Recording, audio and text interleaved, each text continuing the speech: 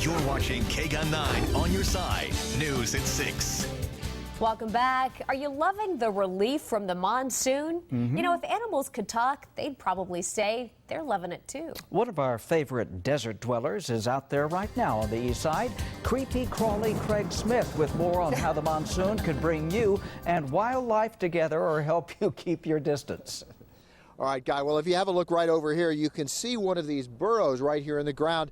Now, that could easily be from a ground squirrel or something else, but it's good to remember that rattlesnakes often like to take over the dens of other animals and use them as their own. Now, you know, just as we are enjoying the monsoon and the monsoon is changing our particular world, that's true for the animals too.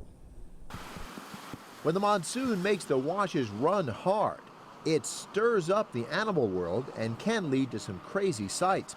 After a storm smacked into her neighborhood, Sarah Sachs found her pool packed with about 25 frisky frogs. Or maybe toads. So we scoop them out, put them in a bucket, we relocated them down the street, and then my husband went and did an errand, and he's coming back, and he said he saw all the frogs going down the street towards our house. They all came back like a half an hour later, and they brought all their friends with them.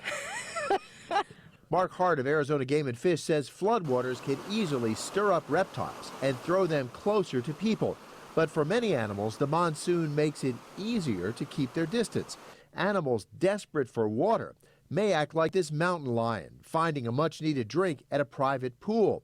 After enough monsoon rain, animals can find what they need in their usual homes. Dryness made you actually more likely to encounter these animals? Yes, because they were foraging for food and water. We were averaging 10 bobcat calls a day here in the Tucson office of Game and Fish, and 5 coyote calls a day. We expect that to gradually dissipate so that by the end of August, if we get a good monsoon, those calls should go away for a while. Now, to avoid encouraging animals to come to your yard, the usual advice: don't put food in the yard, don't put water in the yard, don't even try to attract small animals that you may regard as not dangerous, because large animals may come to your yard anyway because those little animals are what they want to eat. Yeah, so Craig, what if you have one and you don't want it anymore? You need it removed. Well, the usual advice is to probably just look up one of these professional wildlife removal services. In some cases, your local fire department can help. It's best to call them and inquire case by case. Or just call Guy. I heard he's great at dealing with those creepy crawling critters. Thanks, Craig.